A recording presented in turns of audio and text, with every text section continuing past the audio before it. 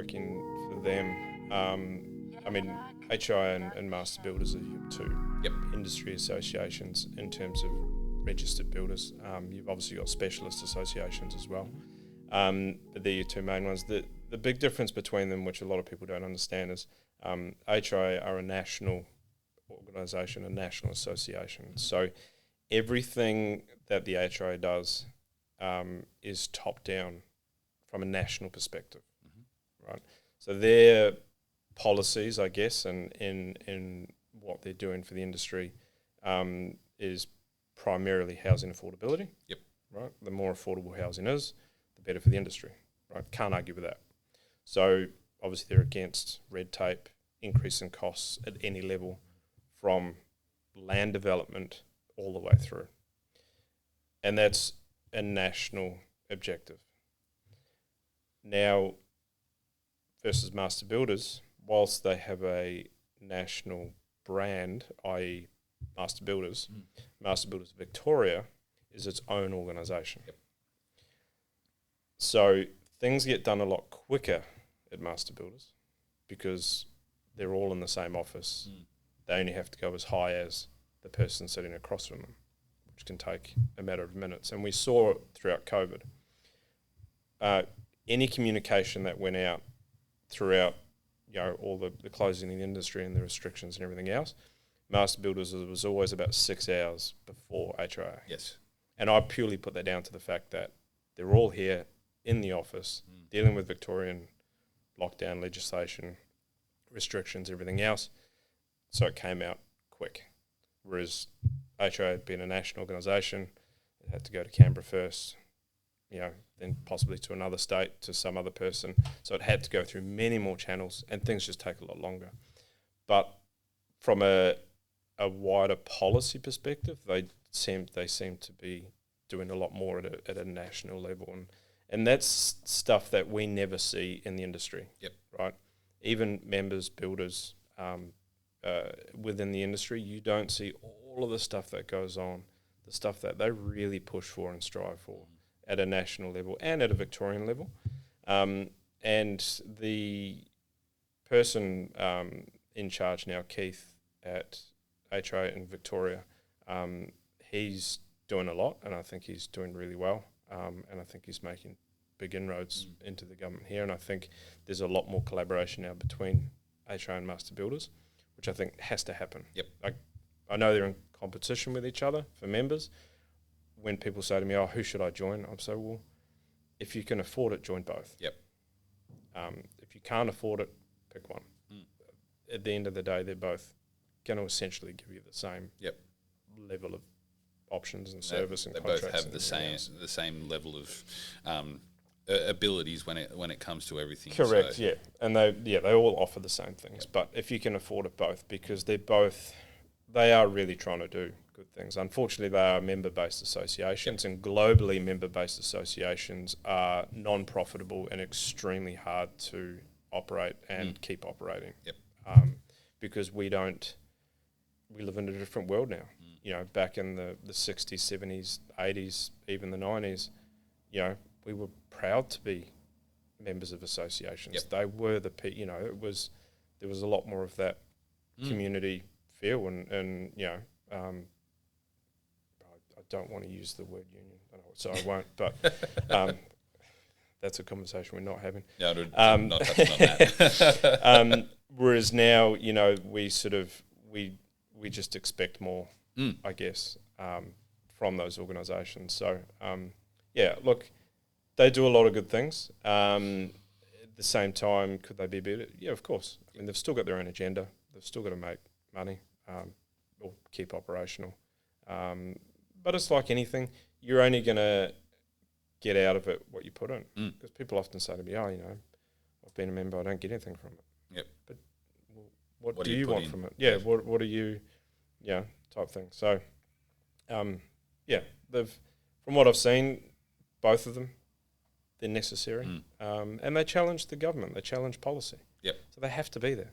We need people to challenge policy. Well, it's democracy for you. And you need both sides of the equation. I still keep in touch with them. Yeah. That's okay.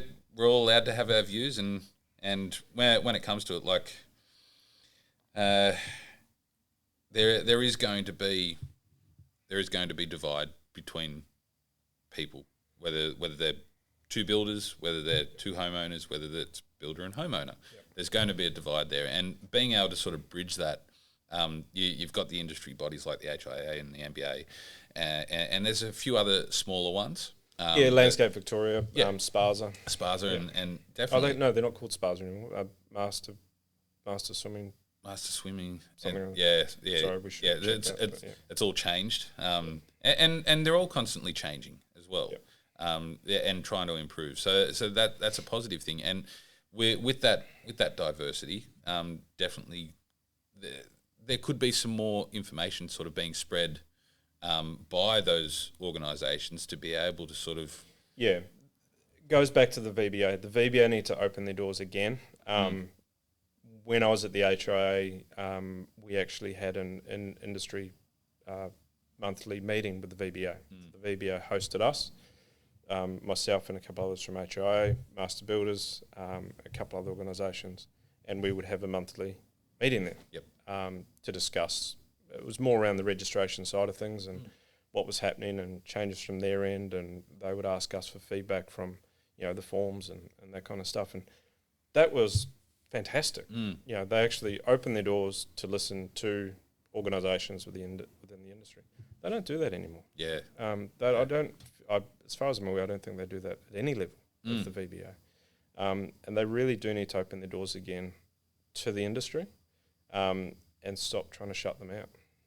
Well, I think that's probably governmental policy, isn't it? So it's like, and this is my opinion, so don't take this as gospel. The opinion that I have and things that I've seen, and this comes across to the government stuff, unless they're actively going out there needing to win support, they're not consulting. Yep. They're not out there talking to the people that are going through the experience. They're just, well, we're in power at the moment, so we'll just do our thing, do what we think is best, but the test and measure isn't being done. Yeah. So really, going back to that is, we'd like to see more being done by the VBA. You're the governing body, making sure that the builders are doing the right thing, making sure that you don't have your builders going under and causing warranty insurance claims and that sort of thing, and the VMIA losing a shitload more money than what they already have, and then increasing the costs again. We talk about housing affordability. Come on, guys. What's being done to actually help the housing affordability? Yeah. I mean, shit. How many times a week are we hearing there's an extra cost being put on? There's an extra cost being put on. There's an extra cost being put on. COVID's amplified it, yes, but when's there going to be somebody actively doing something about it and going, hey, the affordability is just putting everything so far out of reach for homeowners, and young people wanting to get into it that might be living on minimum wage, and they're stuck renting a place that's so overpriced that all of their income is being taken up, and then the flow on from that is that they're asking for rent assistance from the government because housing affordability is so crap. Yeah. Who's going to take a stance and just jump up and say we need to do something about this? Yeah, and that's the thing. Like, we hear all the things that go up, but then if something ever goes down, we never hear about it. Yeah. No one ever writes about no. something going down. I'm sure there is. I don't have an example off the top of my head, but I'm sure in some form of process along building, whether it's permit levies or I'm sure there's something along that entire life cycle of building a house where a price has gone down or a fee's been no longer there anymore. Yep. I'm sure there's something there. But no one ever talks about it. No one ever talks about it. Yeah, you're right. As soon as something goes up by 0.5%. Yep. Everyone's jumping up and down. I mean, well, I guess the only thing that we can talk about, and we do hear about, are interest rates. Yep. Right? And that's probably the most vital one that sort of sits out there, and homeowners are experiencing the rate rises and that sort of thing, and it's pushing them out of being able to do anything. Yep. Has it needed to happen? Yeah, there's a certain level of it that's needed to happen. I think, and again, this is my own opinion and probably an uneducated one, is, again, traditionally, raising interest rates would force people to spend less money. Yep. I don't feel that is exactly what's happening now. I think people, like myself included, just go, well, you know what, I just got to work harder. And I said that to my accountant. He goes, you know, the whole point of raising interest rates is so you spend less money. I said, well, you ring my wife and tell her that, because I'm just going to work harder. So I'll work harder to make more money. Yep. And he said, well, that's kind of that's against the point of raising interest rates. But also, you know, again, not really wanting to get onto the topic of boomers, interest rates doesn't affect them anymore. No. Well, they predominantly own things, and they don't have mortgages. They own everything now. Yeah. Yeah. So really, they've had 30 years of capital growth, and they've all sold up. Yep. And now they don't own anything. Yep. So they're all in the caravans in the outback. Good on them. My opinion on it is we're left with them making the decisions on what's happening with all of that. Yes, that's the other part as well. Yep. And should there be some calling some of that out? Quite possibly. Yep. But that's a whole other topic. Let's not go into that. So try and solve the macro. Yeah, that's Australia. it. Yeah. One last thing before we do wrap this up. Something that you touched on a little bit earlier on today. Do you think that it's beneficial to have a liaison, sort of like a mediator of a sense, between a builder and client? Yeah, this is something I've been looking into and been involved with probably over the last 6 to 12 months, is talking to a lot of builders and actively been involved with one who has seen the need, I guess, for lack of a better term, a translator, a liaison. So someone who's actually engaged by the builder, not by the client. Yep. But by the builder to be the point of contact for the client. And I think there's first-hand experience and the experience I've had with it so far, I think there's a lot of benefit to that. There's been situations where the owner has wanted to make some changes, or they've offered the builder to take on some extra scope of works that they were otherwise going to do themselves, where I've taken that to the builder and sat down with them, discussed the pros and cons, given them an opportunity to go and do some research, etc. For the builder to come back and be like, actually, I don't want to take that on, that particular scope of works. No, let's go back to the owner, stick with the original plan. They'll get them to organise it themselves. Whereas traditionally he would have said, yeah, they would have asked me and I just would have said yes. And then I would have dealt with it without thinking of the real consequences of it, or the risks I should say associated with it. So so I think it's been really good. One of the problems I've seen quite often with builders is builders trying to explain to a client why they can or can't do something, but they explain it in their own language. Yeah, builder talk. Builder talk. Yep. And that just doesn't make it across to the homeowner. So coming in and being able to sit down with the owner and be like, well, no, this is why we can't do this. Or, yes, instead we'll look at doing that, or, things like that. So I think there's a bit more merit to it, and I think it's something I'm actively involved with and looking forward to doing more, because it seems to be working. Yep. Seems to make things a little bit smoother. And it's clarified a lot of scope of works and documentation earlier on in the project. Yeah. Whereas the builder was like, oh, can we not just deal with that later on? I'm like, no, let's deal with it now. Like, let's deal with it now, because then we know where everyone stands. Because if it does get down the track and you've just kind of put your head in the sand, like we all do. You know, we put our head in the sand and think, I'll deal with that when the time comes.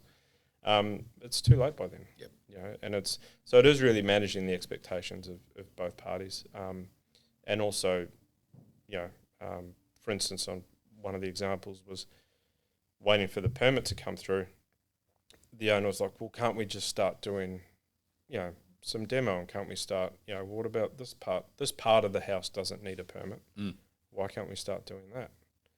And the builder was about to go and do it. I'm like, no, just wait for the building permit. Yep. Because, like, just hold off. So I had to stop the builder from doing it because he would have just gone and jumped in. Yep. But Typical builder thing yeah, to do. I was like, you can't. You're not allowed to. Yep. And, you know, you can get in trouble for it. And I was talking to someone yesterday, actually, who they had a surveyor come out to inspect a pool fence. Yep. And the builder at the same time was doing rebuilding and extending some retaining walls without a permit. The surveyor has issued a building notice for the retaining wall. Of course. Because he saw it. Yep. And they tried to tell the surveyor, but that's got nothing to do with you. You're only here to inspect the pool fence. He goes, I don't care. The surveyor's issued a building notice. Whoops.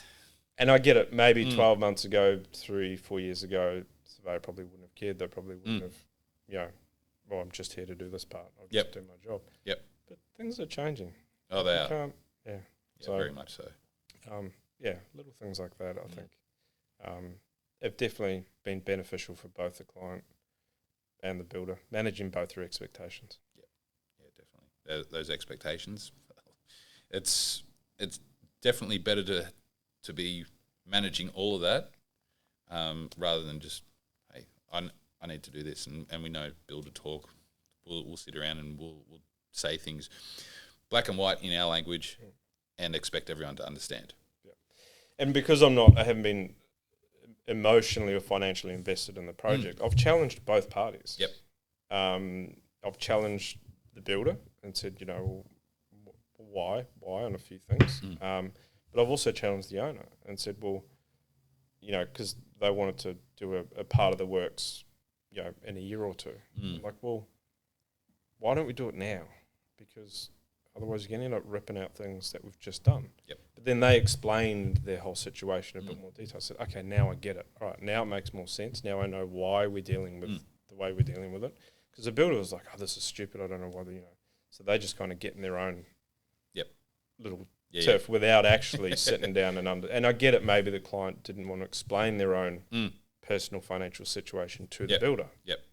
Which is something that is what they did very, to me. Very common. Yeah. Extremely But common. they did it to me because I also was able to sit down calmly and question them and said, look, logically, I just want to know how come we aren't doing this at the same time. Yep. And they explained. I said, I get it. I understand. That's fine. I'm not gonna argue with that. I'll probably do the same thing. Yeah, brilliant. That's awesome. Awesome. All right. Well, thank you so much, Robert. Thank you. Love having a chat and going through some pretty good stuff. So want to thank you again for joining me for this.